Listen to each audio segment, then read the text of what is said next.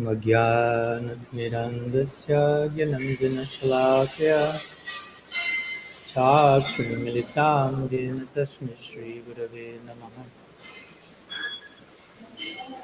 Nam Shrishtamanuma Sachiputram Matraswarupam Rupam Tasya Grajamurupurim Maturim Gosavatim Radha Kundam Girivaram Maho Radhikamadhavasam Prapto Yasya Pratita Kripaya Shri Gurum Tam Natosmi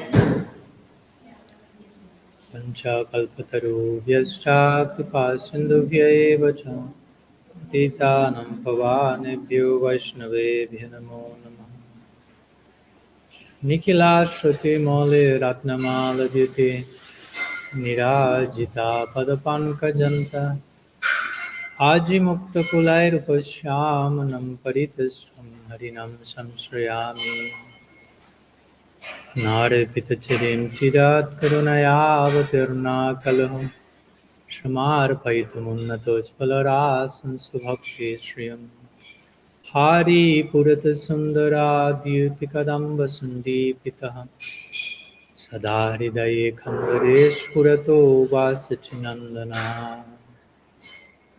Ajanulambita Bhujo Kanakavadato Sankirtanaika Pitaro Kamalaya Takshu Vishwambaro Dvayabharo Jugadharma Palo Vande Jagat Priyakaro Karunavataro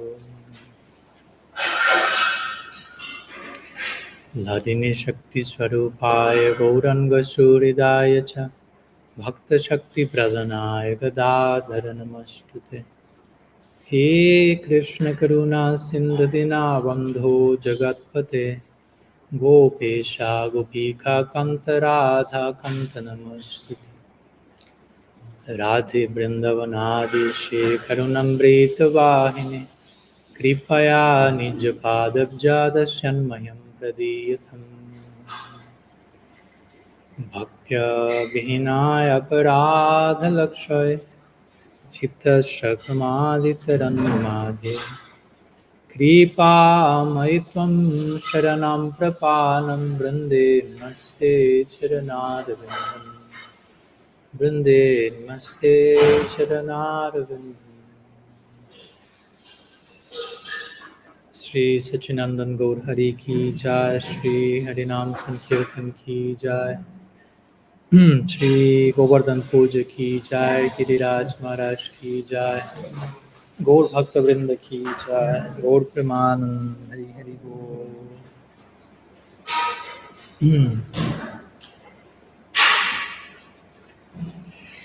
So, Nandavat Paul, welcome. Thanks so much for coming. Very nice to see such an array of Vaishnavas and Vaishnavis. Most of you I know, many of you I know from different places who suddenly are all put together in Sri Mayapur, so that's a very interesting arrangement. We're happy to have such a unique darshan. So thanks so much for coming. So today we are celebrating Govardhan-puja, one of the main mahotsavs, great festivals in our tradition. At the same time, we have been talking during the last weeks about this topic of how to rediscover Krishna in our life.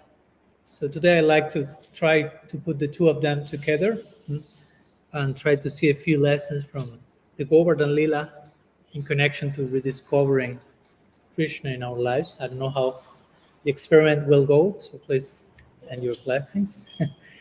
In our previous meeting, as you may recall, we somehow anticipated the Govardhan Leela by talking about the sacredness of matter and how the Govardhan Leela somehow inaugurates an important point by emphasizing nature worship, so to say. Worship of a hill, which is seen not only as God in the hill, but God as the hill. And Krishna himself is the one directing, as we will see today, the worship. So emphasizing this point of the omnipresence of God in matter, in every corner, in every point. So Today I like to go to the Govardhan Lila. We'll go through the whole Lila as much as we can, in connection to how the Govardhan Lila is inviting us to change our angle of vision, as Srila Siddha Maharaj will say, and rediscover Krishna, rediscover the Lila itself.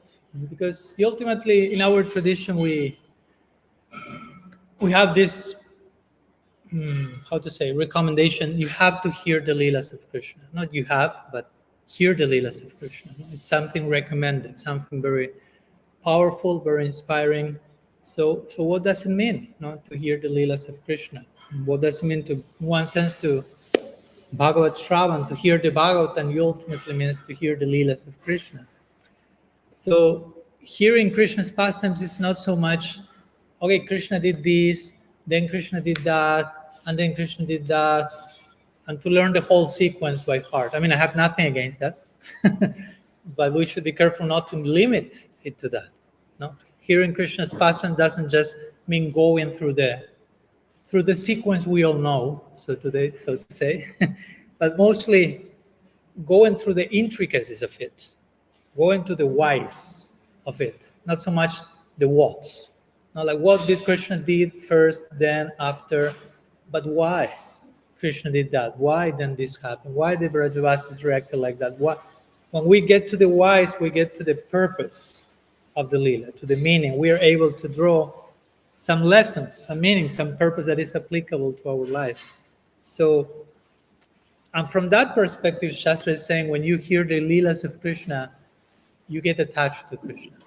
No? The result of listening to the pastime is to getting attached, but listening to the pastime from this perspective, from the why perspective, from why Krishna is doing that. What's the reason behind? What's the intention behind?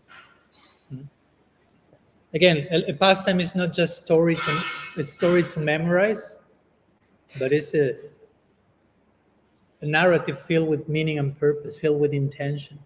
As bhakti has to be very intentional, our practice ideally is to be very intentional. This is why, because Krishna is very intentional. Krishna is not doing things just superficially, like out of, okay, I have to do this, I have to lift this hill, I have to do whatever, but there's intention behind. So until and unless we contact the intention of Krishna behind doing his things, how much we are relating to the real Krishna, basically. So for us in bhakti and Krishna consciousness, to connect with God also means to connect with his intentions. To know a person for who he is to discover why the person is doing what they do, why they choose to live the life they live. Why? The intention, the motivation.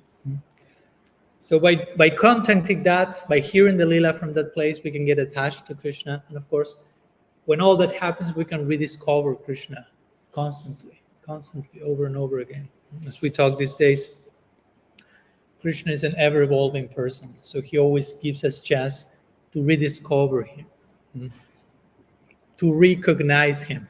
Well, that's a very interesting word, recognize.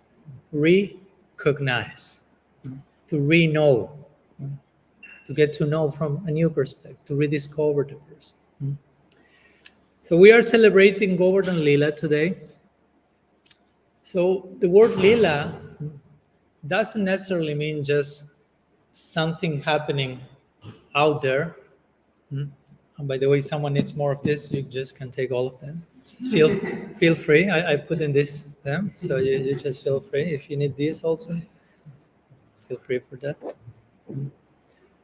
So a Lila is not so much a distant reality, because sometimes we may conceive it as such. Lila Pasan is something going out there, but actually Lila is something that comes to us very intimately.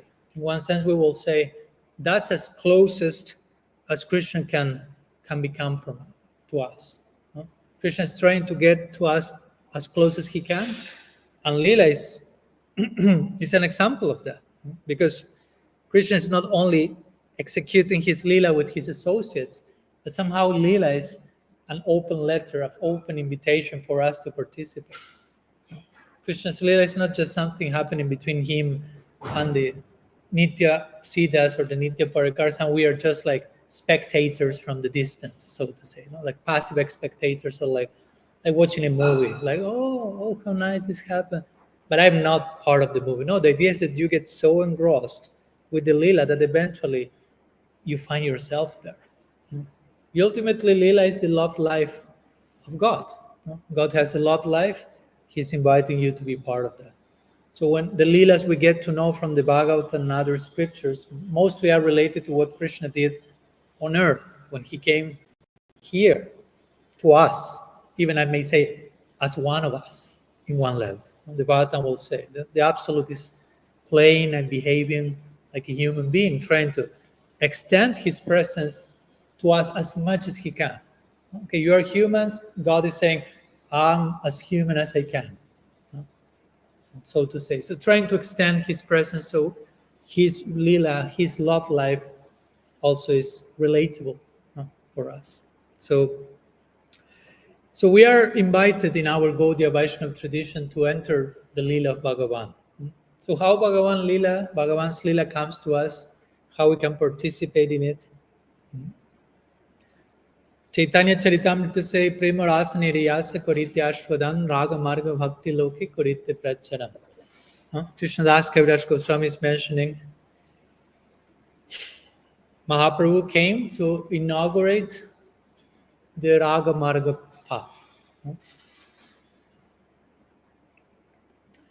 In other words, the gift of Sri Chaitanya is a gift that is taking us to Vrindavan. And of course, we can say taking us to Nitya Navadvip, which is another facet of Vrindavan. And the way to reach that Vrindavan is through what Rupa Goswami will describe Raganuga Bhakti. And Raganuga Bhakti means to follow the footsteps of the inhabitants of Vrindavan. Samaishwarya is coming now. Okay. If not, you can also come closer in this, whatever it's more comfortable.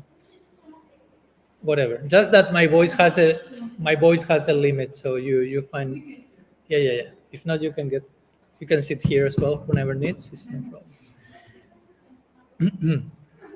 So how to relate to this? Because again, Raganuga Bhakti, and I don't want to become too technical today, but Rupa Goswami described what's Raganuga Bhakti? The type of bhakti in which you follow the mood of the ragatmikas. Ragatmikas are those beings who are made of raga, who are made of love of Krishna. They are constitutionally made of something different, the eternal associate of Bhagavan, Raga Atmika. And Raganuga means to follow the Ragatmikas. And to follow the Ragatmikas means to know about their mood, their intention of service, and to somehow become passionate about that, identify with that. So how to do that from where we are now, here and now? Because the way we come to know about the mood of service of the Ragatmikas is by listening to the Lila. For example, listening to the Lila and how in the Lila they express their love for Krishna and their serve and so on. So how we can relate to all that from where we are here and now? If a devotee is a siddha or a perfected being, that devotee will relate to the Lila in a very particular way. Like internally, that person will be participating in Lila. But we may not be there. We may be sadhakas on the journey practicing. So we are to relate to the Lila probably from another place. And that place has to be found in the here and now. From the here and now, wherever I am now in my life, in my practice, how I can relate to Govardhan Lila or to any Krishna Lila. It's not so much, again, try to memorize the Lila, remember the Lila, play the sequence in your mind. It's fine with that, but how to develop a sense of participation in the Lila? How can I feel that I belong to that I'm part of that? Participate. How to be part of that. Not apart from that, but a part of that. So how to connect to the Lila in a way that is relatable to my present situation also. How can I draw from the Lila lessons, content that is relevant to where I am in my journey? I will argue, that's how we can start to participate in the Lila in a realistic way. Because if not, many times it just remains a story, a nice story, but far away story, distant story. I witnessed the story, but I don't feel that I may be part of the story. And I just kind of be part of the Leela in a forced way. Like, okay, I'm there doing that for Krishna in the Govardhana-puja. No, I'm not there yet. So, so how to find a realistic point of participation in the Leela from where I am now? So, so the Leela is not just a concept, but it's an experience. We have been talking these days about Krishna. Krishna is a person, but it can also be limited. It can also be a concept for us. On one side, we have the experience of the person Krishna. On another side, we have the concept Krishna. For some people, God is a concept. That's it. It's a theological idea. That's not the same as a person with whom I am related. No? You follow the difference? Like all of you are people. I know them. I know you. I'm relating to you. You are not concepts, but you can be a concept for me if I relate to you from the distance. The concept, lokaram. Sorry, sounds a little impersonal. No? That the concept, the idea. But once I know you in person, I'm a relation to you. I have experience of the person. That's very different. So the same with the Leela. No, the Leela is not just a nice story, a concept, but it's a reality we can participate in. And ultimately, the goal of life is to enter into the Leela. But how to enter into the Leela is by gradually entering into the Leela in the here and now. It's not that I'm living my life in a way that is totally unrelated to the Leela. I don't feel myself part of that, and suddenly I leave my body and shoom, I'm in the Leela. And like, so what to do now here? And they give you the guide for what to do in the Leela, something like that. Now there's a, how to say, handbook, like manual, user's manual when you arrive to the spiritual world, what to do in the Leela. Now where to look, no, it doesn't happen like that. How to feel part here, how to feel you belong here in Golokranda, welcome. It doesn't happen like that. It's a gradual entrance into that. And that entrance starts here and now. No? Gradual sense of belonging and participation to that reality, to that world. So Govardhan Leela, we are celebrating today, all these Leelas. Ideally, we have to hear about them in a way that makes us to feel, okay, I belong to this place, to this dynamic, to this life, to this exchange. I can participate somehow. So before going to the Govardhan Leela, we are just setting the stage here. There are different ways we can address Shastra. There are different ways to interpret the scriptures. No? In general, these three are mostly connected to Kanishta, Madhyam, and Uttam. So these are literal, interpretative, and esoteric. Let's put it that way. We can speak in many other levels, but I'm just mentioning three.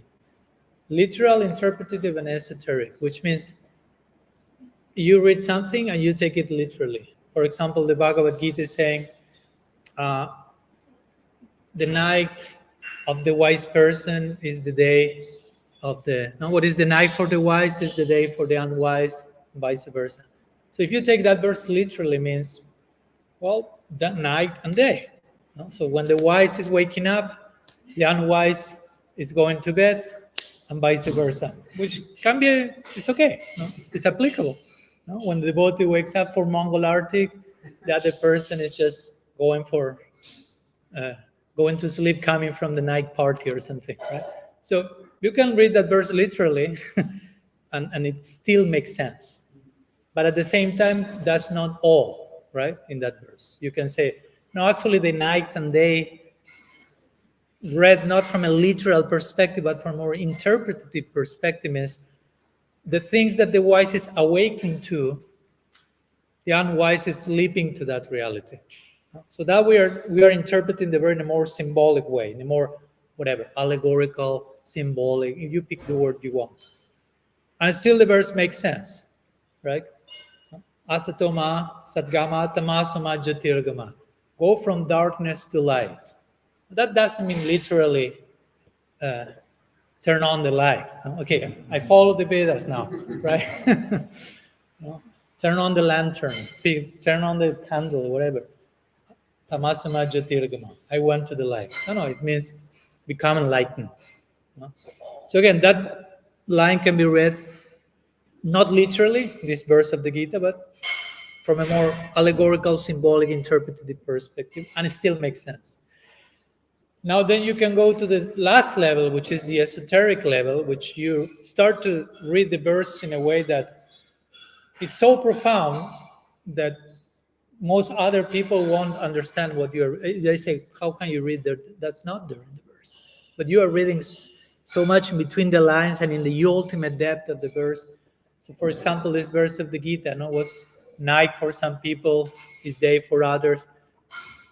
In the esoteric level, a very advanced devotee will read that verse in terms of, for example, Radharani in the Lila, what's the day for her is the night for others. No? Because in the Lila in Vrindavan, when it's night, everyone goes to sleep, but for her it's day because she will meet Krishna during Rasa Lila at night.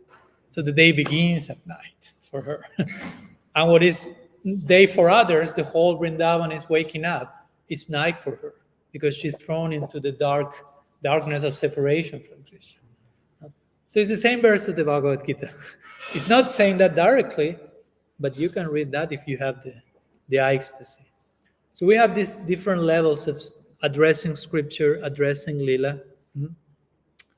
And particularly today, I personally feel the in-between way of addressing scripture, the allegorical, symbolic, interpretative level is very necessary, which means I'm hearing the Lila, I'm hearing Govardhan Lila, we'll do that exercise now.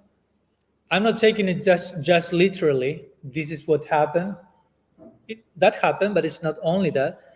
But also we are not jumping to the esoteric level without having the qualification to do that. So let's take the in-between stance, which is we'll listen Govardhan Lila, and let's draw different teachings and lessons that the Lila is teaching to us in our particular situation. It doesn't mean that the members of the Lila are in our particular situation, but the nature of the Lila is, even if the Govardhan Lila is happening from this level, all the inferior levels are embraced there and our situation can be represented there. So in this way, we can feel that we belong to the Lila, that we can relate to it, that there are lessons that the Lila is talking to us, and in that way we feel part of it, of that story, of that narrative, and we can feel we can participate of it. So that's where to begin with the Govardhan Lila. Govardhan Lila it's a very important Lila. It encompasses chapter 24, 25, 26, 27. So it takes quite the length of the Bhagavatam. Generally, many Leelas in the Bhagavatam just will last a chapter, less than a chapter. Of course, Rasa Leela is an exception to that. You have 5 chapters because it's the crown, so to say, crown jewel Leela of the Bhagavatam, Rasa Panchadhyaya. But the Govardhan Leela has 4 chapters, and it's pre-Rasa Leela. So in one sense, the Govardhan Leela is a very important pre-Rasa Leela section in the Bhagavatam. The whole Bhagavatam, seen from, at least from our Gaudiya Vaishnava perspective, the whole Bhagavatam is building up to its zenith, which is the Rasa Leela. And then after Rasa Leela, the whole rest of the Bhagavatam is an afterthought of what the Rasa Leela was about. It was the pinnacle of the love of Vrindavan. So the Govardhan Leela is, among other Leelas, it's a preparation for the Rasa Leela. Now, which things should be in place for the highest form of love to happen? Which things should be in place? So Govardhan Leela will teach about that, as we will see. Topics like surrender, like faith, like trust, like openness to Krishna expressing his will in whatever ways he feels. All the things are necessary to have them as a foundation before we want to, okay, let's go to Rasa Leela. So, in one sense, the first scene of the Govardhan Leela is the Brajavasis preparing everything for the Indra Puja, right? That's how the Bhagavatam starts. All the Brajavasis are very busy and running and cooking and making arrangements for the Indra Puja. And Krishna comes in a very naive way, asking his parents, like, so what's all this like commotion? Why you're all running and waking up so early and working so hard, making all these offerings? Is that for me? No. Some commentators say that Krishna will come from that. All that for me? No. Some transcendental narcissism there. Krishna's like, everything's for me. And Yashodananda is like, no, don't look, that's to be offered to him, that's not for you. But maybe after offering to Indra, come to me. No? So he's insisting in that direction. He starts to make the point of the whole thing here, not from the very beginning. It's all of this for me, right? So then Nanda Maharaj starts to explain to his child, no, this is Indra Puja, the purpose of the yajna is this. If we offer to the devas reciprocate with dharma, artha, and kama. Nobody's interested in moksha in Vrindavan, interestingly. But they worship the devas for dharma, artha, and kama. And of course, the dharma, artha, and kama is all revolving around Krishna. So it's a very supramundane dharma, artha, and kama. But moksha never appears into the picture, because they are not interested in anything different from what's already happening for them. Like the famous situation where the Brajavasi says to Krishna, can you show us our next life? And Krishna just shows them. It's kind of like if he brings a mirror, puts the mirror in front of the Brajavasis, like he shows exactly the same thing, the same situation in which the Brajavasis were. And all Brajavasis are like, oh, great, beautiful. Right? Like, we are not going anywhere. That's great. We'll continue doing what we are doing. So that means the Brajavasis are in a post-liberated stage. They do not even care for liberation. They are so much beyond liberation that they are full circle. They are completely fine where they are. They're like, yeah, let's continue doing the same thing for eternity. So yeah, moksha doesn't come into the picture of the Brajavasi. That's real post-liberation. They cannot even think about that. So Krishna, then Nanda Maharaj again is explaining to Krishna, we do all this ceremony and offering, Dharma, Artha, and Kama will come, the Devas will be happy with us, and so on. And then Krishna asked, like, and what's the origin of this worship, Indra Puja?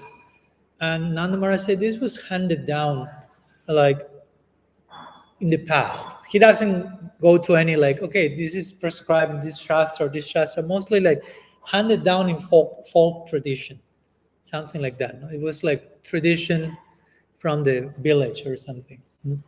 So here some acharyas will mention, of course, Brajavasis are Brajavasis, but they are giving some example for us. Some commentator will say, the fact that the Brajavasis are just worshipping Indra by following some local folk tradition somehow represents blind following of rituals without knowing why you are doing that. Again, the blindness of the Brajavasis is very different from our own blindness. The blindness is Gyan Sunya Bhakti. They are blinded by love for Krishna. So they're in another dimension. But as we will see, Krishna is canceling that type of worship. So somehow the intention there is that, okay, the Brajavasis represent doing some ceremony, some ritual that comes, we don't know from where, but my father did it, my grandparent did it, everyone did it, so I just do it myself also. And just like continue with the momentum, the generational momentum coming from my previous ancestors. But why you're doing it? I don't know. But my grandpa did it. Yeah, but why? What's the purpose? No idea. I just was told that it's a four times, 2 times, 3, 7. I just followed the numbers that were handed down to me, follow the math. That's the spirit there. So Krishna is canceling that now. Like inviting the Brajavasis to, not the Brajavasis again, inviting us through the Brajavasis, but that's in the Lila, to go beyond what Rupa Goswami will call Niyama Graha, right? In the 2nd verse of Upadeshamrita, Rupa Goswami says, if you want to ruin your bhakti, hopefully not, but just if you become mad enough to want to ruin your bhakti, here you have a 6-fold recipe for misery. One of them, Niyamagraha, which one meaning of that is just do ritual, follow rules, do stuff without having no clue why you are doing it. That will really get in the way of your progress. Just become a blind follower, mechanical, whatever. That shouldn't be done, of course. So in this way, Krishna is taking the whole worship of Indra, as we know, and will be directing it to Govardhan. What I like to call sometimes is he's taking the Brajava's attention from what we may call transactional religion to transformational religion. Many people engage in transactional religion. I give and offer this to this deity, and as a result, I receive this magic, this fruit that I want. But I'm not caring for transforming my heart. I'm just following the formula, and we do the business, transactional. I worship God. I'm good. I'm pious. I offer my dakshina, whatever. And please give a nice wife to my child, please, Krishna. No? I need a change of car, please Krishna. No? Transactional religion. We are not condemning that. Krishna says in the Gita, Artha Jignasya Artha Arthi. No? So if someone approached me from that place, okay, I welcome him. But if you want to enter into the realm of the Brajavasis and this type of love, I mean, again, they're showing transactional religion in the Leela. That's another thing. But for us here as sadhakas, our approach to Bhagavan shouldn't be transactional. It should be transformational. So Krishna is canceling transactional religion, canceling Indra Puja, canceling this business with the devas, and creating a situation that will take the transformational religion. As we will see, we'll take the Brajavas out of the comfort zone, apocalyptic reign, and they will be in liminal space and surrendering to Krishna from a very profound way. So that's transformational. It's coming, not yet, but he's preparing the ground for. So this Govardhan Lila shows also this shift from transactional religion to transformational religions. If we want to enter into the spirit of Vrindavan Bhakti, that's all transformational. So anyhow, Krishna proposes that to Nanda Maharaj. In between, it's funny because in between, Krishna starts to argue with Nanda, and some of the arguments he makes come from atheistic philosophies, actually. He starts to preach Apasiddhanta and convinces Nanda Maharaj with that argument. So that's a unique feature of the Lila, so to say. And eventually, Nanda Maharaj agrees with the proposal. Let's move all the paraphernalia destined for the Indra Puja, and let's offer it to Govardhan. And Krishna says, Govardhan is nourishing us. No, Indra, he may be doing something. That's it. Okay, that's nice. He's a nice guy, Krishna says, but Govardhan is the real deal here. The very word Govardhan means, on a literal level, Govardhan means go Vardhana. So Vardhana means to nourish, and go means cows. So in a literal meaning, Govardhana means our cows. We are cowherd boys, cowherd girls, cowherd people, Krishna says. Our wealth are the cows. So whatever maintains the cows is maintaining us by extension. And who is doing that? Govardhan. No? With the water, with the fruits, with the grass, providing so many elements for our cows to be happy. So Govardhana. Govardhana is nourishing us. We should direct all our gratitude, all our offerings to Govardhana. Of course, at the same time, Go, the word Go means Veda also. Like Govinda, Godavari. Remember the conversation between Mahaprabhu and Ramananda Roy in Godavari? So Godavari can mean a main source of water, but Go also can mean Veda. Da can mean to give, and Vari means the main. So Godavari can mean where the main meaning of the Veda has been revealed. That's another conversation, Mahaprabhu and Ramananda Roy. But Govardhan can mean also where Go, Veda, the highest meaning of the Veda is being nourished, is being given. In this Govardhan Lila, as we will see, by the reaction of the Brajavasis. So the whole offering is done, as we know, to Govardhan. And Krishna himself manifests as Govardhan. He's eating all the food. Anna yours, asking for more eventually. Tulsi leaf is given to him. He says, okay, now Ankanta, I'm satisfied, up to the neck, no more. And Indra is not happy about that, basically. Indra is not happy about the canceling of his own puja. So he becomes mad, and basically he wants to kill all the Brajavasis, basically. Pratishta takes to some form of madness. Pratishta, this is one of the main anarthas playing out in this Leela. Krishna, through all these Leelas, is killing demons. In this case, Indra is not an asura, it's a sura behaving asurically. No? Interestingly. In one sense, Indra, as a deva, is trying to do something worse than many of the things the asuras try to do. He's trying to kill all the Brajavasis. Somehow he reached this very weird psychology, which is accurate, which is, I want to kill Krishna. How to kill Krishna? I'll kill everyone he loves. When all of them die, he dies, which is true. Krishna is made of the love of the Brajavasis and his devotees. So he had this accurately but weird psychology. So as a deva, he behaved worse than any asura. Why? Because Pratishta got in the way.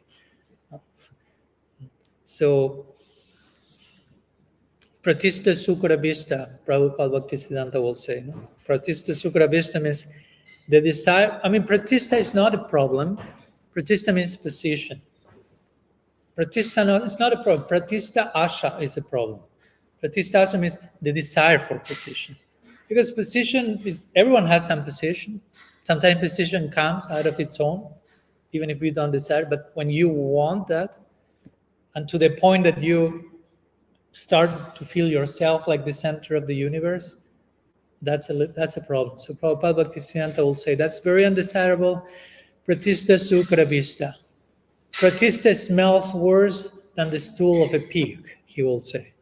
And the implication is that many times a pig eats stool. So the stool of a pig is stool. So you can imagine what's that. But he says, even worse than that smells Pratishta. So to say, to make a point, right? So, of course, someone might say, okay, but the canceling of the Indra Puja shouldn't have happened. That was too rude toward Indra. Okay, even if you want to entertain that argument, but wanting to kill all the Brajavasis in reply to that, that's too much. That's too much. So it's interesting because Indra is not only a deva, but is a devotee. Indra generally describes as Sakama Bhakta, a devotee with still personal separate agenda, material desires, but still is a devotee. So he should know who Krishna is. But Pratishta can, how to say, bewitch you in such a way that you even lose sight of who God is and you are just wanting to destroy everyone, God included. So that's another way of speaking about how Pratishta can like blind you and madden us and just make us lose sight even of Krishna in front of us and try to attack the object of our love and service. Bhaktivinoda Thakur has explained that this Lila, in connection to Pratishta, this Lila represents this notion of this idea of I am the Supreme. No? That sometimes we may not dare to say that publicly. I will say like I am the Supreme, but sometimes we may operate in those terms. And not because I'm saying I am the source of the cosmos, but because I think if you have like minimum sobriety, you realize all this cosmos is not coming from me. But we may move in life like if everything is revolving around us, which is a way of saying I am the Supreme. Like seeing every people's reaction and activities as all converging in us. And the problem is that the person next to me may be thinking the same thing. So you get a little bit closer and there cannot be two centers to reality. And none of you are the center of reality. So also the idea of I am the Supreme, as Bhaktivinoda Thakur will say, which is an anartha that is to be uprooted in this Leela, and Krishna does so, but uprooting Indra's pride. Sometimes it's also not only necessarily to think I am the Supreme, but also that I am more than what I actually am. I am better than what I actually am, basically. That's another way of speaking about Pratishta. I am something, but I try to see myself or present myself as more of what I am. For example, Indra is a god with minor g, but somehow he felt a god with capital G. So he's Indra, but ultimately Krishna is Indra. Now, Indra means the boss. Basically, Indra means boss. So sometimes Krishna is called Indranath, the Indra of Indra, the boss of the boss.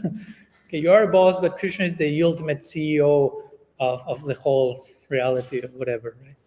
So this, of course, I mean, stop talking about Indra. This is talking about us, right? I mean, Indra is there, but we should relate again.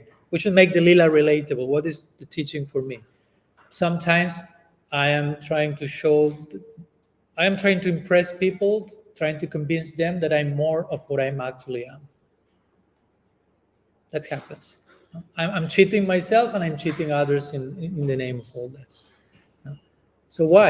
Again, and I'm not saying this with a spirit of chastising or condemning. Sometimes we are trying to show ourselves or to impress other people because we are just trying to fit in instead of accepting that we need to belong instead of fitting in. So trying to fit in, I'm trying to impress people. I try to make a facade, a performance to show that I'm more of who I am because I'm not able to accept myself for who I am. I'm not able to see Krishna is already accepting me for who I am. So sometimes pratista can come from that place. I'm not speaking about pratista in a like stigmatizing way. No, they have pratista. There are such bad people. Pratista, if you take pratista's arrogance, for example. And why someone is arrogant? Many times because they are trying to, again, show to others and show to themselves that they are more of what they actually are. Why you need to do that? Because probably you see yourself too poorly. No? So you see yourself too poorly and you cannot bear that other people get to see that. So you need to augment your reality. Again? Yeah. Yeah, for example, envy can be seen. Sometimes we hear about envy as the worst possible anartha, right? Like the worst possible thing. And envy sometimes is described as, I cannot tolerate your success. No? But again, behind all that can be something that why I cannot tolerate seeing something good in you, because probably I don't see anything good in me. So whenever someone shows something good, that threatens me absolutely. And sometimes that expresses envy. But behind all that, there may be a fearful, fractured person. No? So I think it's healthy to get to that point. So when we see envy in others or in us, arrogance, we can not only like label people envy, arrogant, go to hell, so to say. We can do that to ourselves, but contact the fearful part, the afraid part, the fractured part, and be more understanding and compassionate with others or with ourselves, right? So anyhow, going back to the narrative, Indra becomes triggered and totally out of control. He invokes the Samvartaka clouds, these clouds that are invoked where the final devastation is. And the Samvartaka clouds are saying like, Indra, you're out of time zone. It's not the time for final devastation yet. Why you are calling us? But Indra is absolutely mad and he was just full destruction in Raj. So the apocalyptic storm arrives, as we know. So again, now comes the notion of storm. Remember that we are trying to go through the Lila with some symbolic, allegorical, interpretative eye. So the storm is literal, but also what does the idea of storm mean to us? No, you have this expression in English also. He's in the eye of the storm. No, so it doesn't mean literally that it's raining outside. It's meaning some internal turbulence you are going through. So let's take it from that place. No? So storm comes to the Brajavasis. Storm comes, in this case, to our lives. What do the Brajavasis do with the storm? With a challenging scenario, with suffering, with pain, with chaos, with whatever? They do not deny the storm. They not look other way. Oh, it's not raining. There's no storm. Everything's okay. No. They say there is a storm. We need to do something with this. When a storm comes to our lives, you have to acknowledge it. You have to address it. Unless you acknowledge it first, it's there, you cannot address it. All right. So they do not deny the storm. Actually, they go through the storm. And because of that, eventually, as we will see, they find shelter in the storm. The Brajavasis will find shelter. There's happy ending to the story. But you find a shelter by first acknowledging there is a storm in my life, and I will go through the storm. And by doing that, shelter will show itself within the storm. You follow my point? I mean, most of the main teaching scenarios in our traditions come from stormy situations. Arjuna in the Bhagavad Gita, he's not in a comfort zone. No, that's pretty storm. The situation he's in, he's so confused and agitated, unbewildered, unaffected. The beginning of the Bhagavatam, Parikshit Maharaj, you have 7 days to leave. That's a pretty interesting storm. Right? Try to put yourself in those shoes. Someone comes to you and tells you you have 1 week.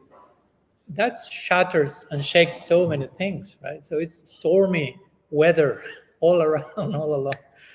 So Bhagavad Gita, Bhagavatam, all these main narratives are spoken in outside of the comfort zone. Let's put it that way, in the storm.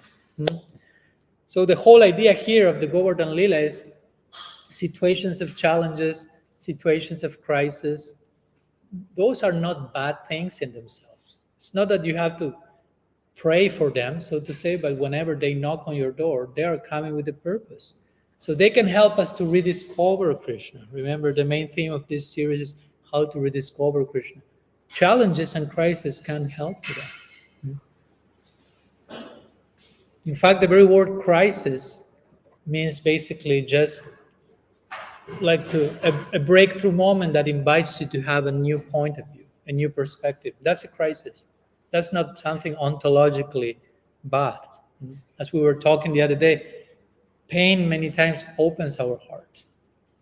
Again, it's not that we are promoting Gaudiya masochism, but pain comes. Pain is part of life. And whenever pain comes, it opens the heart. If you allow the pain to do its surgery, so to say. So the Brajavasis acknowledge the storm. They do not deny, and they go to Krishna in the context of the storm, as we know, begging for shelter. So here comes a very important point also in how to rediscover Krishna, because the Brajavasis are asking Krishna shelter, but they don't have any idea of how the shelter will look like. They're not coming to Krishna. Krishna, give us mercy, and the mercy should come in this particular shape. I'm clarifying this because we many times do that. Many times we pray to God and say, God, please give me mercy. And mercy means this.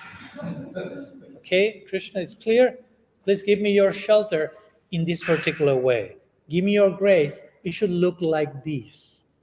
So, and Krishna's like, if you know so well about how everything should look like, I mean, why you're coming to me? Why you cannot figure the whole thing by yourself? So the Brajavasis go to Krishna begging for mercy, for grace, for shelter, but they are not attaching any expectation to that. It should look like that. You should do like this should happen. It's just give us shelter, give us mercy. No? Last thing they will think is he will pick up a mountain like if it were a mushroom and create a giant umbrella. They were not thinking of that. I can tell you. Probably not even Krishna was thinking about that. Just occurred in the moment out of his creativity. No? He's very creative. So again, this is Sharanagati. No? Sharanagati. I try to surrender to Krishna. And how Krishna will reply to my Sharanagati, I have no clue. I have no idea. And it's okay. Because if I try to surrender to Krishna, but at the same time I attach to my surrender how Krishna should respond to my surrender, that immediately cancels the very idea of surrender.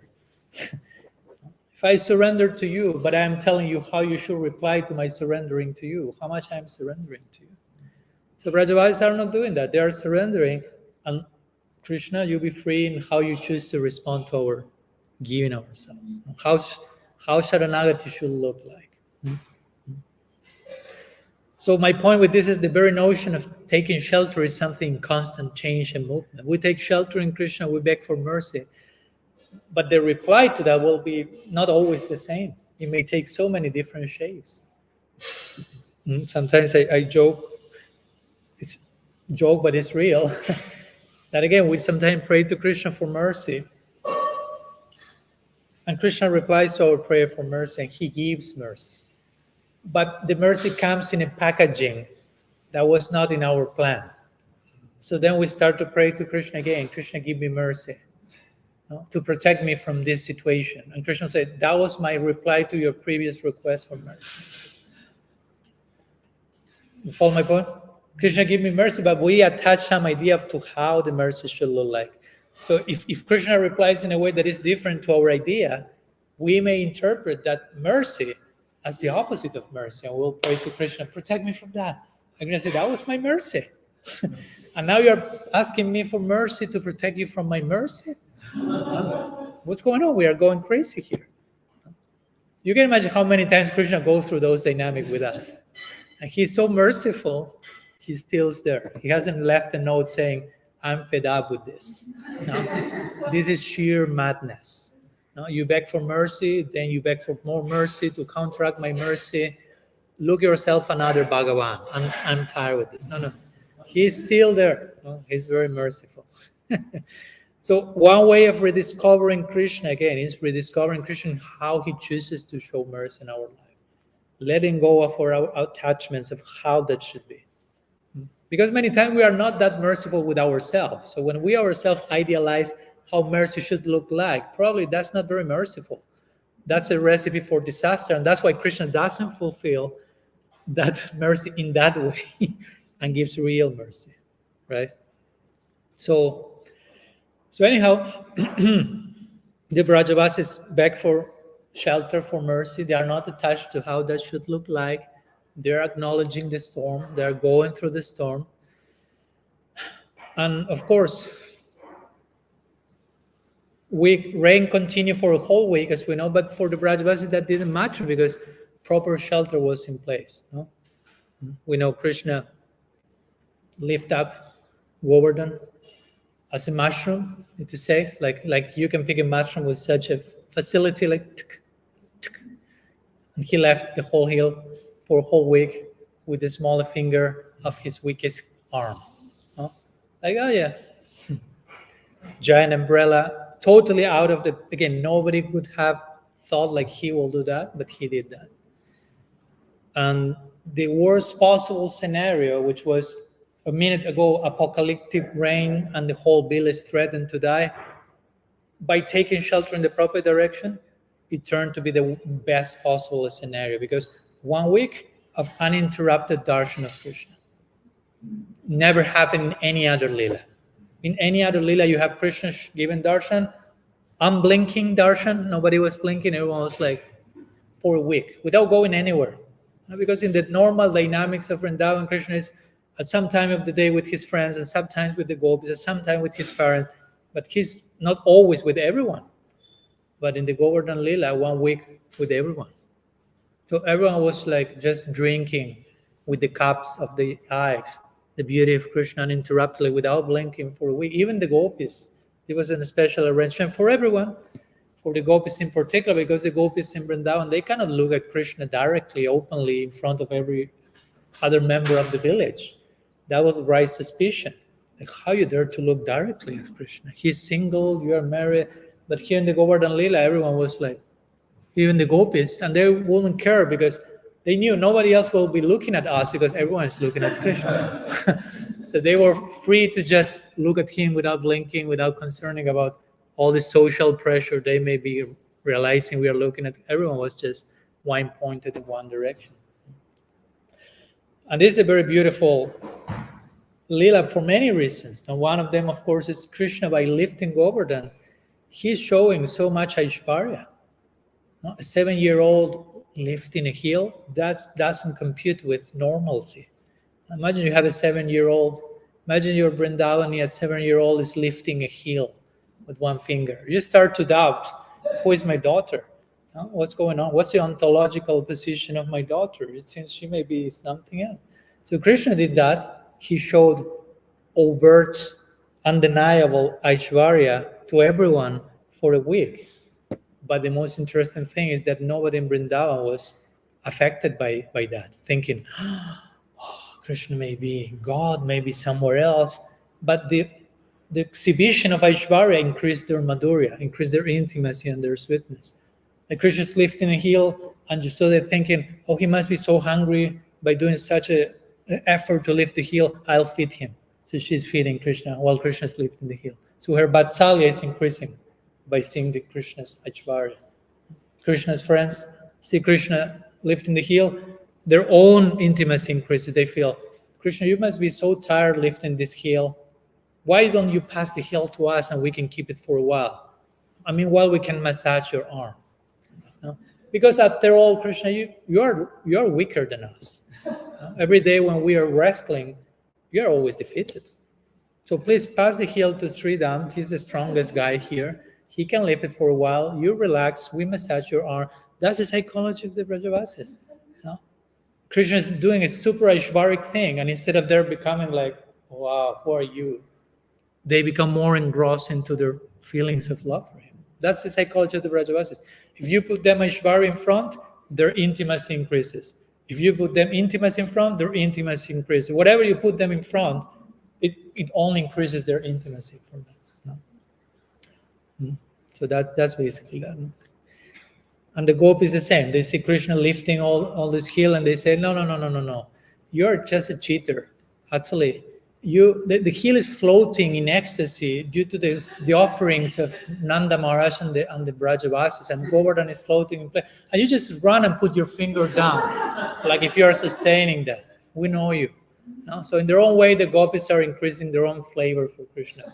But nobody is affected by that, by Aishwarya. No? And even if some may say at the end of the Leela, some of the elders come to Nanda Maharaj and they will tell him, some of the elders for a moment will like, but Krishna lift the heel. That's a little bit like extraordinary. What to conclude about that? Mm-hmm. And they're like afraid to even suggest this to Nanda Maharaj. They look at each other and say like, maybe he's God. Oh, sorry. No, they're like, well, maybe that's apparat to say that. That's the psychology of Braj. To suggest that Krishna is God in Vrindavan, that's bordering offense. But they're all like, okay, we'll ask that to Nanda Maharaj, but I don't know how he will react. Let's try. You tell him. No, you tell him. Okay. Maybe he's God because he did some. And they're like, how will Nanda Maharaj react now? But Nanda Maharaj is like coming very, very cool-headed, very normal, like, no, he's not God. I know who God is. I worship God every day. No? I have God in my altar. I worship Narayan because Narayan is God in Vrindavan. No, Krishna is not God in Vrindavan. No, you don't dare to suggest such a thing. You will disturb the village so much. So Nanda Maharaj said, no, I know who God is. Vishnu, Narayan. I worship him in my altar every single day. And I also know who Krishna is. Right? So Narayan is self-satisfied, Atmaram. God is all desire fulfilled. That's not Krishna, Nanda Maharaj said. He has so many desires. He always wants things. He's always asking stuff. No. And he doesn't know about his romantic affairs with the gopis, Nanda Maharaj. So he only speaks from his Vatsalya perspective, and that's enough for him. And Narayan, God is Satyam Param Dimahi. He's completely truthful. Krishna is lying all day. No. How can he be God? Lying, stealing. Again, he doesn't know about the Playboy chapter. But just the lying, the stealing, he said, he's always taking things from my pockets, Nanda Maharaj said. Nanda Maharaj has different pockets with sweets and stuff, and Krishna always comes and like starts to inspect every one of the pockets. So Nanda Maharaj said, how can he be God? I mean, this is God. Krishna is Krishna. And that's the argument. That's what Nanda Maharaj said, and all of the elder Brajavasis who came with a dangerous proposal, he may be God, like, oh yeah, of course, yeah, he cannot be God. That's it. No, like 1 minute back and forth, that's it. No, let's continue. So anyhow, Krishna does this wonderful Leela of lifting Govardhan. And but the lesson for us as sadhakas, again, we are not the Brajavasis. In one way, maybe we are closer to Indra than to the Brajavasis in this Leela. But we should also identify with how the Brajavasis are acting. You know, the storm is coming. They are confronting the storm. They are accepting the storm. They are going to Krishna, storm in hand, so to say. Okay, here I have a storm. You are my shelter. What to do? So again, as I say, the worst possible situation, deadly storm threatening everyone's life, immediately suddenly turning into the best possible situation, uninterrupted darshan of Krishna for a week. What happened in between these two things? The Brajavasis acknowledged the storm, They took shelter in Bhagavan. They went to the proper shelter and trusted his shelter and didn't attach any expectation to how the shelter should look like. And once all that was in place, Krishna provided a new, unexpected, miraculous shelter, lifting a hill out of nowhere. So that's a big lesson for us in our life when we are going through our own storms. What to do? Acknowledge the storm, then go to proper shelter, Bhagavan. At the same time, do not expect that the shelter should take the shape I want, and be open to rediscover Krishna and how he chooses to give you shelter. And you may end up in a situation where you will have uninterrupted darshan for a week as well. The most blessed possible scenario. On this Govardhan Leela, a few more thoughts before concluding. This Govardhan Leela also not only, of course, was a blessing for the Brajavasis, Govardhan Leela was a blessing for Indra. Of course, Indra was embarrassed, was chastised, did a mess. Because again, here you have the king, the chief of the gods, who are supposed to be virtuous people, exemplary entities, trying to kill all the Brajavasis. But at the same time, it was a blessing for him. He was humbled, he was inspired, he was enlightened, he was brought back home, back to the grounded into who he actually is. So that's important for us. Sometimes we may go through Indra-like situations in our lives where we, again, forget who Krishna is. We start to behave, I'm the center, as I say before, everything revolves around me for whatever reason. And then we end up creating our own storms or going through our own storms and realizing, oh, okay, I made this mistake, So, and Indra had the integrity to acknowledge his mistake. I mean, Indra made a huge mess.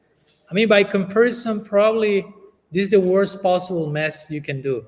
If you study all the lilas of the Bhagavatam, maybe this is the worst possible. Even Brahma tried to kidnap the cows, the boys. Indra tried to kill all of them. No, that's another level. And again, this is virtuous people, Brahma, Indra. No? So that's even create more contrast, because if you say, okay, that was Jarasandha or Dantavakra or Agasur, okay, those were asuras officially.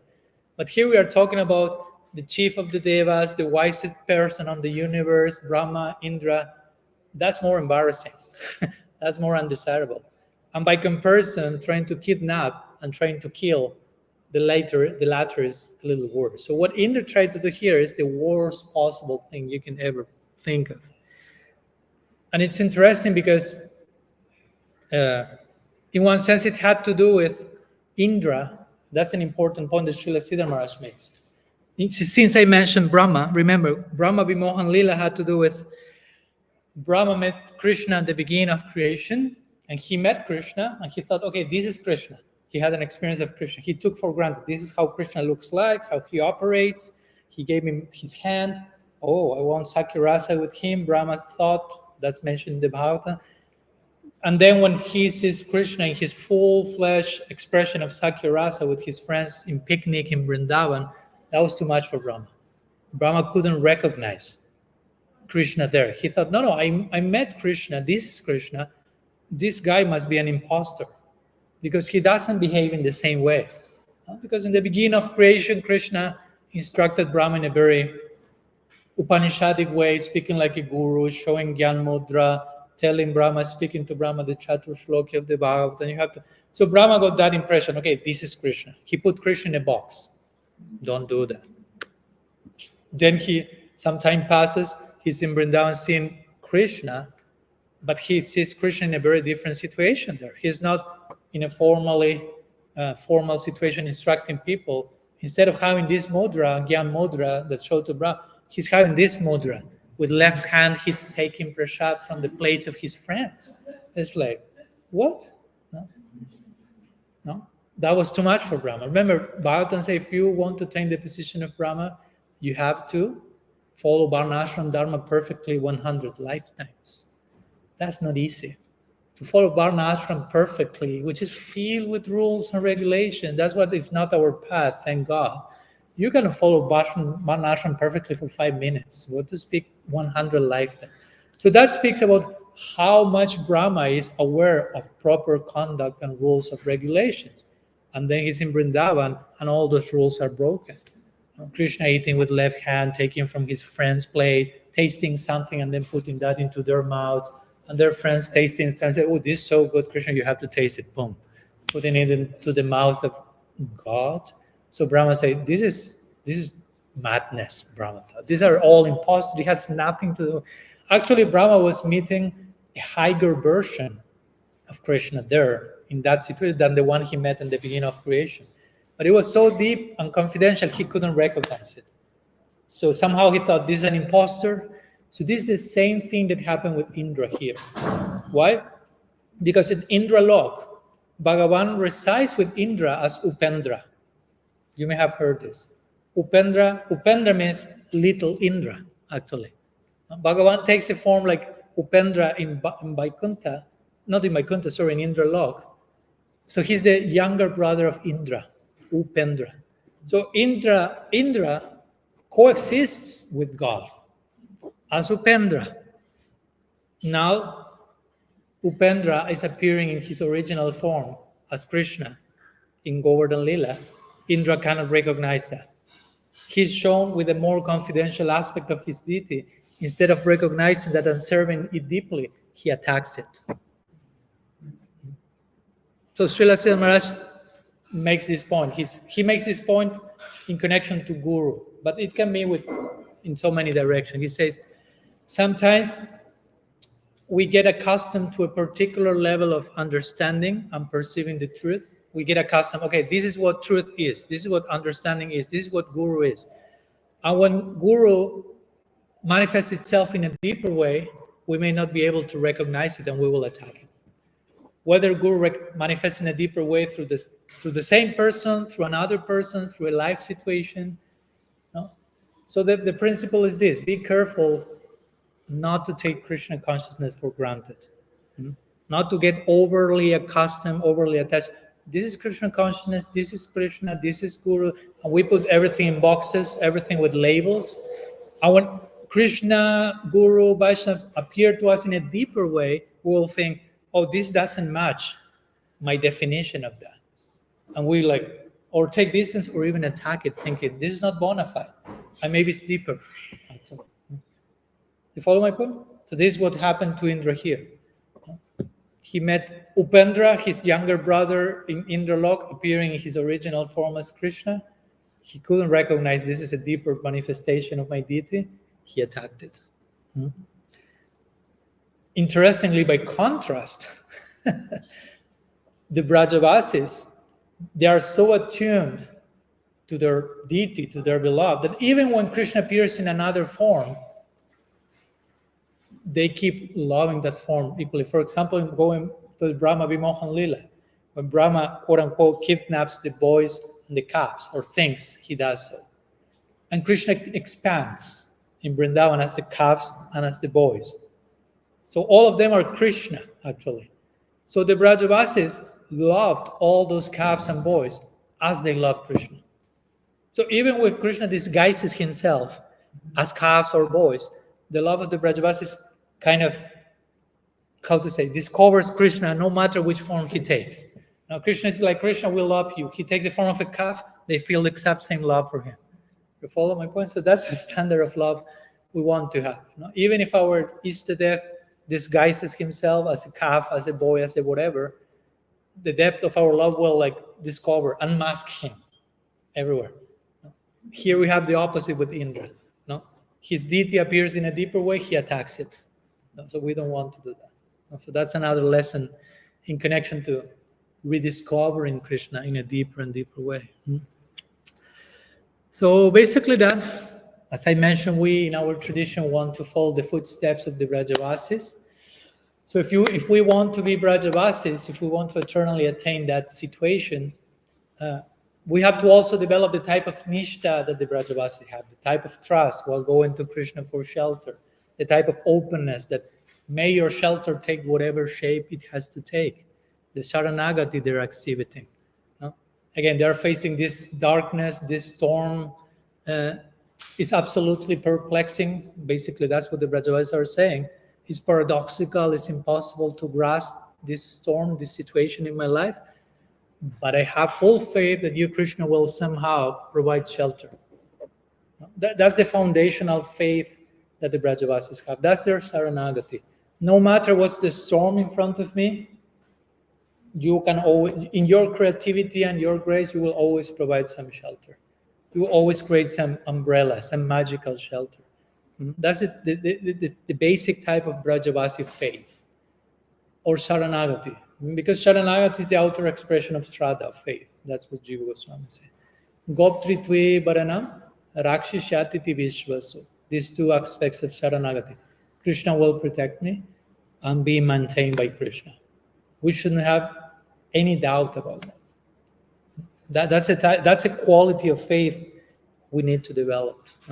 Krishna will protect me. Not only will protect me, is protecting me. That's why the sequence is there. Rakshishyatiti Vishvaso means I trust that Krishna will protect me, like something in connection to what may happen. And then the deepest aspect of Sharanagati is Goptritve Varanam. Accept that Krishna is maintaining you already. So one says, okay, I trust he will protect me, but then he's already doing that in the deepest possible way. And I have to practice and live my life from that place. So again, if we want Braja Prem, love of Brajavasis, and so on, we have to first have Braja Shraddha, Braja Saranagati, Braja Nistha, the type of faith, of surrender, of openness that the Brajavasis are exhibiting here in the Govardhan Lila. One says it's easy to render lip service to the idea of being a Brajavasi. I mean, we can talk so cheaply about this highest ideal. We shouldn't, but it's easy to say, oh, yeah, Vrindavan, Brajavasi, Raganuga, Bhakti, and blah, blah, blah.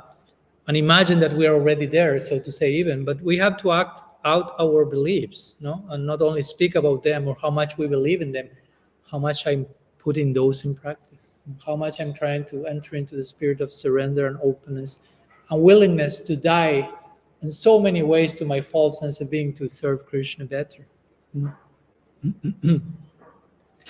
So like the Brajavasis, no, they are willing to, they get closer to Krishna through their challenges. So to say, we should not, I mean, we are receiving this highest ideal in our tradition. We shouldn't use the highest ideal to avoid our present challenges. But we should attain our high ideas through our present challenges. Whatever challenges are knocking on our door, they are there as portals for us to get closer to our higher ideal. We have to reach Vrindavan from the here and now, as we said before. It's not like a future destiny place. We have to see what I'm doing in the here and now to get closer to that ideal of love. So basically that, as we mentioned, this whole series of lectures is about how to rediscover Krishna in our lives. So again, we have to be able to rediscover Krishna in how he's coming to us here and now, even in the midst of situations that we may feel stormy, challenging, complicated. If we take the stance of proper shelter in connection to him, not only will we pass the test, so to say, but we will see Krishna a lot. Again, the Brajavasis faced a storm, took proper shelter, and they found Krishna more present than any other time, 1 week uninterrupted. So that's the lesson. You have a challenge in your life, you have a storm, you take proper shelter in Krishna, and he will become manifest more than ever. He will give his darshan, so to say, in a very special, unique way. Anyhow, some thoughts I want to share today in connection to Govardhan Lila and some of the lessons we can draw from the Govardhan Lila applicable to our stage that can make the Lila relatable, that we can have this experience of being part of the Lila, participating by drawing these teachings applicable to our stage of the journey. And all this in the context of rediscovering Krishna in our lives. So, Sri Giriraj Maharaj Ki Jai. We have a few minutes if someone has questions, comments, something you may like to ask about, ideally in the context of what we have been sharing today. You're welcome to share any question, comments, doubts. It was so wonderful. I'm really grateful. I'm almost ready to come to something glad this crazy. Thanks for coming. It's just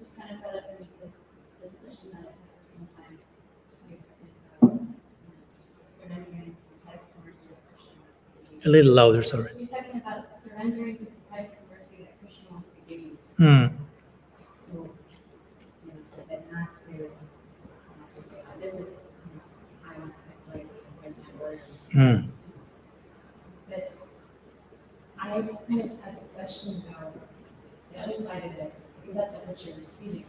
But in terms of what a person is trying to give to Krishna, or for trying to give, and I'm just wondering, to what degree am I supposed to surrender that, or am I supposed to be the initiator of that? Like Initiator of? Initiator of my own service. Because there's like the personal aspect of it. I have a desire to serve. How can Krishna? I can say, Krishna, tell me what to do for you. You know, that is the. Yeah. Yeah. Yeah, thank you for the question. Of course, when I mentioned today this idea of we are praying God for grace, for mercy, for shelter, and we shouldn't kind of be overtly attached about how it looks like.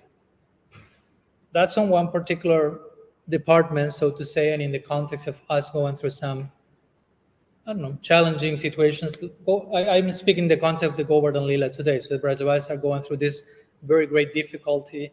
And there is place to go to Bhagavan in moments of difficulty and begging for mercy and shelter without, again, attaching how it should look like. That's one thing. But apart from that, what you suggest is complementary. You know, in moments of wanting to serve Bhagavan, wanting to offer ourselves in service for his pleasure, we can have our own initiative in how we want to do that also. There's place for that. Maybe in the beginning, one may not have too much of, too much volition and creativity, and one may be too much like afraid of doing everything wrong, and one needs like, Krishna, tell me how you want me to serve you. Gurudev, tell me how you want me to serve. There's place for that. But in time, as the relationship develops, Krishna, Guru, Vaishnava want to see your own individuated being, your own self, being offered in a very spontaneous, voluntary way, and without the need of asking, Gurudev, how to please you today? Gurudev, how to serve? But there will be a natural awakening of your own personality, and that will give even more pleasure to Krishna. Now, it's not that in Vrindavan, devotees are asking him, again, what to do, Krishna, today, how to please you. They're whatever they do pleases him. No, but of course they are so well situated that whatever they do pleases him. We may not be there yet, and that's why in the beginning we may need to ask what to do to please you. But once you get to know who Krishna is in certain level, once you get to develop a relationship, naturally you start to flow more spontaneously in terms of giving pleasure to him. You don't need to ask the person how to please you, but you know the person, you know what pleases the person, you have your own individuality, and you start to offer that. So, and I think there's a big place for that, because sometimes devotees, don't give themselves permission to develop their own way of serving Krishna, develop their to pray, as we were talking the other day with the devotee, there is a place for you to write your own prayers. But in some stage, like, no. I will just repeat the prayers of the previous acharyas, which is fine. I mean, it's beautiful. I'm not saying at one point you no longer have to do that. But at one point, you can also feel inspired to write your own prayers or to pronounce your own prayers. It's not like I just have to repeat always the mantras that were already. You can also pray from your own heart. So. Sometimes I do feel like when you said that, like, you know, with the mercy, like, I want this and I want this and I want this. And I feel like, you know, I have my own desires of like, what I'd like to do. But I think that I'm telling myself that it's service, you know, like, this is what I want to offer you, but it seems like maybe I'm just lacking in surrender. I don't know. I mean, of course, it's not black and white. And of course, we don't come to Krishna consciousness just like free from all desires. And as we say, Krishna welcomes us as we are. No? No, the Bhagavatans has this verse saying, what is? Akamo sarvukama ba moksha kamo dharaditi brena bhakti yogena chayete purasham param. Bhagavatans say, Akama sarvukama ba moksha kama. Whether you have no desire at all, whether you have all the desires in the world, sarva kama, whether you desire moksha, whatever you are, just worship me. Krishna said, come to me with whatever you have in your present bag, so to say. And we will work it out, right? So we don't begin perfect. We may not still be perfect, but Krishna is so generous, saying, whether you come to me with desires for even money and fame and knowledge, at least come to me with that stuff. I will help you to satisfy. But I also try to be open. Krishna will be saying, try to be open for my own participation in the relationship, on some level. Allow me to suggest something. Allow me to share so it's reciprocal, and it's not only about you with your long list of stuff and me being a provider. Even Krishna accepts that in the beginning. He's so humble, so loving. We just come with our own list. Please, this is a monthly list, please. And Krishna is doing that. But in time, we should awaken to the fact, like, okay, it's reciprocal. He also has his own list, and his list is pure. How can I connect to that? And how can I open myself to, despite things that I may need, as you mentioned, okay, I may need some things, Maharaj, I cannot just transcend this desire. I cannot just press a button and be beyond. Okay, better you go to Krishna with that desire. Okay, but also, yeah, let's be careful to leave some open space for him to give some input from his own side, and not just pleasing my desires as I like them. No? So I will say that the relationship will gradually evolve and mature in that sense. In the beginning, it may be brutally self-centered. Here's my list, Krishna. Yeah, thank you. See you for the next. It's embarrassing, but it may be like, and Krishna accepts that. But eventually, the proportion of the requests and the priorities should open more and more for his participation, for his voice, for his opinion. And gradually, it's a gradual process. Again, we cannot just like force the whole thing to be black and white from one day to the other. But at least we should see that there is already happening that type of allowing for him to be part of the dialogue, so to say, allowing for to listen to his voice. No, prayer is not only Krishna provide, but listening to what you want, what you need, what you are trying to tell me, trying to listen, trying to be receptive to his own voice, not just about me talking and requesting and speaking, and Krishna listening and providing only. Again, that's the beginning. Prayer, okay, Krishna is generous, but gradually the relationship should mature, should change, basically. Like a baby, a baby with the mother. You can relate to that. The baby in the beginning is just receiving. It's not thinking about providing, because he's not even aware that there is something called mom. In the baby, after 2 weeks, he's not consciously aware there is something called mother. He's not even aware of his own self, probably. But gradually you become aware of your own self, become aware of your own mother, become aware of what your mother is giving you, and gradually the relationship starts to become more, again, reciprocal. But you follow?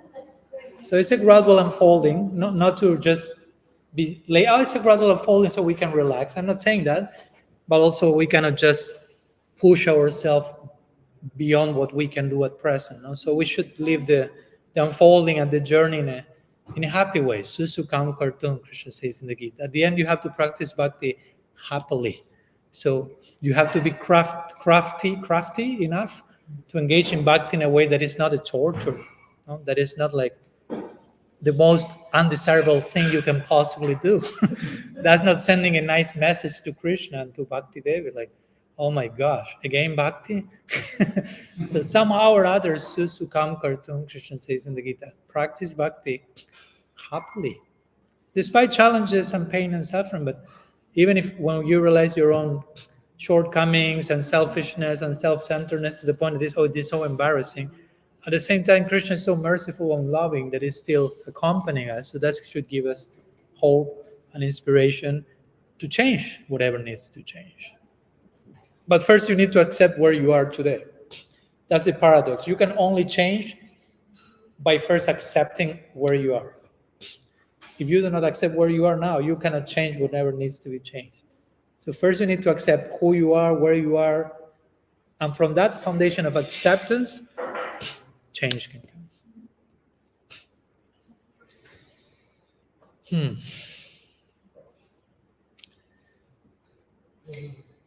Hridaya Chaitanya Prabhu. Something on anthropomorphism and theism, no? No, it's quite a simple thing. I had a question about Indra. Indra. In fact, you're saying that you actually had Pratishtha Asar. You actually felt that way. I noticed that usually when we see problematic behaviors in the Leela or even in the life of our child, we always say, like, it wasn't actually like this, it was just a way to teach us a lesson. Like Arjuna wasn't actually doubting the Rajavasi weren't actually doing rituals. But then in the case of Indra, suddenly he's the bad guy, but it's written everywhere in the Shastra that Indra is worshipable as well. So what would he be apart from? Yeah, he's worshipable as long as he doesn't behave like he behaved here. Yeah, like you say, okay, a policeman in society's person you should respect, as long as that person behaves as a policeman and is protecting and serving the society. The moment the policeman starts to abuse someone, you cannot honor that. You have to call another policeman and denounce that person. So, I mean, it could, but actually our Acharya said with Indra is a separate case, because one thing is the Brajavasis, one thing is Arjuna, all of them are Nitya Siddhas, right? All of them are eternal associates of Bhagavan. Indra is not precisely the same. Indra is a post, of course, it's not a person in particular, but it's a post. Of course, it's a person, it's a post here. And I mean, if you pay attention to the Bhagavatam, Indra, in one sense, is one of our main gurus teaching us what not to do. And because after all this, you think, okay, Indra learned his lesson, but then he's becoming mad when Krishna is stealing the Parijata flower, and he's attacking Krishna again. No, so I will say whether you want to take it as a Lila or not, I wouldn't, because it shows that you can be. The point is, you can be Indra, and that doesn't protect you from all this stuff. Actually, that's especially dangerous, triggering this stuff, because you have such a position, prestige, all this stuff. So worshipable, yeah, Indra's worthy of worship as long as he's the chief of the devas and is keeping the heavenly administration in place. Indra ki jai. As long as something else happens, which can happen, it's the same with the guru. If you have a guru who is behaving as a guru and is serving properly, that's worthy of veneration. But if some guru, as it has happened, stop behaving as such, I shouldn't worship that. I shouldn't surrender to that. So that's the same teaching that the Bhagavatam is giving. Here you have Indra, a reference point, high person, generally worshipable, generally good guy, but sometimes this happens. So what to do in that case? Should we worship what Indra? Should we praise Indra's trying to kill all the Brajavasis? No. So I will say that for me it's very trying to take this to, for example, certain present dynamics in the Gaudiya community, where sometimes people in position of authority have big problems to hold themselves accountable when they commit some mistake. Here you see in the Bhagavatam something very different. Indra is very high positioned, doing something very wrong, and holding himself accountable. Although he messes it up later again, but he's acknowledging his mistake, he's begging forgiveness. We know that then Indra with Suravi offered prayers to Krishna in private. So we see the Bhagavatam giving us examples of people in a position of authority holding themselves accountable, acknowledging, and how a public recognition of an authority's mistake can create such a healing on a systemic societal level. If you have the whole society witnessing, wow. Okay. No, it's okay. That was a confirmation to my point. Thank you. No? When you see a person from a very high position making something very unbecoming by holding himself or herself accountable, and the whole of the society witnessing that can promote so much healing. Because and Indra becomes worshipable again. I worship Indra's holding himself accountable. No? And we need so much of those reference points. And that's so humbling. No?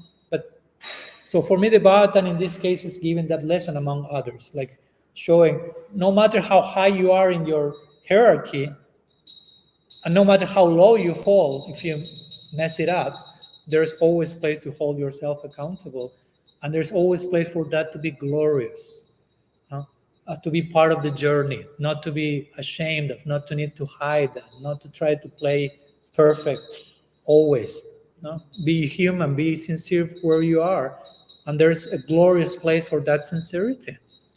And allowing the rest of the society to witness an elder begging forgiveness for some mistake. That's so moving. No, that's so moving.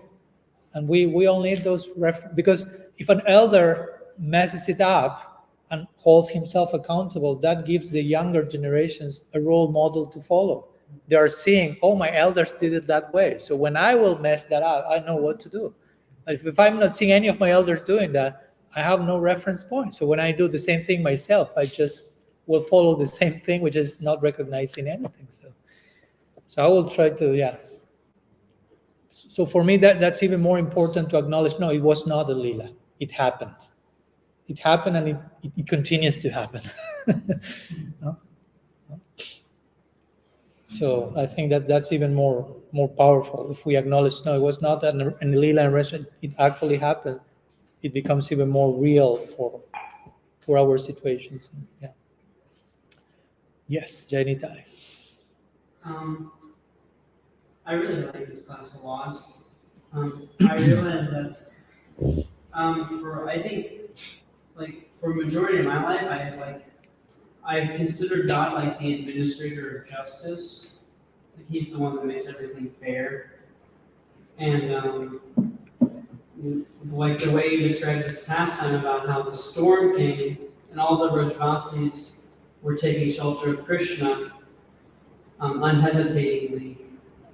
And even when Krishna appears in their lives, like as cows or other cowherd boys, their love for him is the same, however he's appearing in their life. And whereas Indra, Krishna's appearing as Krishna, and he's seeing Krishna cowherd, but he doesn't recognize.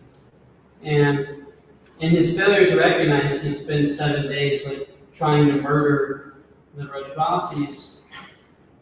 And I realized in my own heart that even though Indra came and apologized, I mean, I would think if I was a Rajvasi and I saw that, holding Krishna as the conception that I think has been the default conception in my heart for a long time, that I would just be like, what, you can just show up with a cow and say you're sorry and that's okay if you try to kill us for 7 days? No, heaven should be stormed for 7 days. So, but I'm appreciating that the Rajvasis don't feel that way. That it's actually, the most important thing is that he did recognize, and that he does recognize Krishna. And that was Krishna's mercy on him in spite of his anartha. Yeah. So I appreciate that. I feel very emotional this past time. Thank you. Thanks for sharing. Yeah, we are just touching upon one point in an infinite line of what this pastime is about, right? We are just, let's concentrate on the Govardhan Lila from this angle of vision. And so much can come from just this angle, and there are unlimited angles. So yeah, it's beautiful. Yeah. And again, I think something to acknowledge is that according to the commentators and what we see in the Bhagavatam, Indra went through genuine repentance. Although, again, later in the Bhagavatam, he messes it up again. That doesn't mean there was no repentance. There are degrees of repentance, degrees of transformation. So he went through his own fire of ordeal while praying to Krishna privately and acknowledging and falling, putting his head on the ground, which is not something easy to do for Indra. So that's an important part in the sense of, and I know this is not easy to say, and I've gone myself through very complex dynamics or witnessed that nearby to me of abuse and things. So it's not easy to say, oh, if someone did some abuse like this, I tried to kill you for a week. As you say, it's not that Indra tried to kill once. No. 1 day, 2 day, 3 day, 1 week. So that's pretty intense. But if you repent proportionately, which I don't know what that must be, but there is a place for giving that person another chance, which I know it's not easy sometimes, and I will go more to the, I don't want to give you another chance. I want you to burn in hell forever. I want you to suffer as you made me or others. I know, and again, with situations of abuse, it's delicate because sometimes the abused part need their own process to feel anger and feel hatred. But ideally, all that should converge at some point in, hopefully, I will say, into some forgiveness and compassion, although that doesn't mean we are naive and we forget what happened. Because I live from my personal experience, if you just become resentful and just wish the other person to go through the exact same, it's kind of reinforcing the cycle. So to say. I can understand in certain aspects of the process, we need to, I mean, I'm not against justice, but I'm just saying be careful not to become bitter and resentful and cynical, no? Because that can happen so easily also. And to go through forgiveness and compassion in a real way, that's not an easy exercise either. So I'm not saying that like if it's like, just forgive and be compassionate. That's not easy. It's complicated, but it's necessary at the same time. It may take years and lifetimes even, but it's a worthy journey, so to say. No? So it's just that extra thinking to me. Yeah. A lot of reassurance today. Okay. Things that are happening in my head. One thing that I am personally struggling with is this fine line that we can have. You mentioned we should be practicing our bhakti, like happiness. At the same time, we should go out of our zone. So where is that fine line? You know, we've heard many times the word of the pleasant pain. You know, also in our like physical life. We kind of want to go there. So I'm just wondering, it's also a little bit connected to what was just said about we see many mistakes being made and people trying to rectify them. Some people are unable to, come to, just get over, or just pass on. But still, there are others who I would say are maybe on a higher level of compassion or understanding of their spiritual development, and they can already see, as you mentioned, that we should go for that forgiveness and we should go beyond that. But we live in a society where we have all those people, and they clash, as you can see. Yeah. So I'm just trying to see how to find a balance so that be sane in all of that. Because on one hand, we may have our own internal storms, as you say, and then should we pray for them as a community did, or should we just recognize them, as you say, as they come? Like so many approaches in the people. So where is that balanced, sane part? Because we can see that all of these, all flavors are there in our lives. Yeah. We have storms that are to pray for, we have invited to our life ourselves, as you said, the mercy that came, but also we have things that just came as mercy, not necessarily invited. So, yeah. And one more thing that because we don't have so many authorities that take this path of actually acknowledging, having the integrity of apologizing or showing the path, it's also very difficult on a social level, or community level, to look up to somebody and find these answers, how to approach them. You have 7 hours to hear the reply? Yeah. Of course, we are almost reaching the end of the time for the program. I will say something and we'll conclude here with some words, but of course, maybe we may need some separate conversation about that. I'm open to that, but because it's a topic that deserves lots of exploration, and I don't want to sound like simplistic, like, okay, we have 5 minutes, I will reply in 5 minutes, and hopefully you get everything there. Maybe we need, but now, we have some other things also after. Lots of things to say. Where to begin? Because once it was not only one question, it was a lot of things there, which is okay.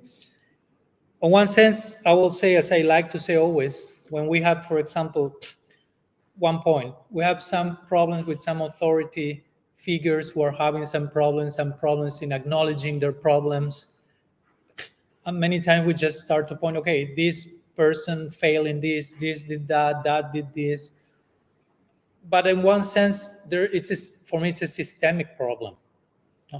And some of these individuals who may have done some abuse, and that needs to be acknowledged, may be simultaneously victims of a system that is not working.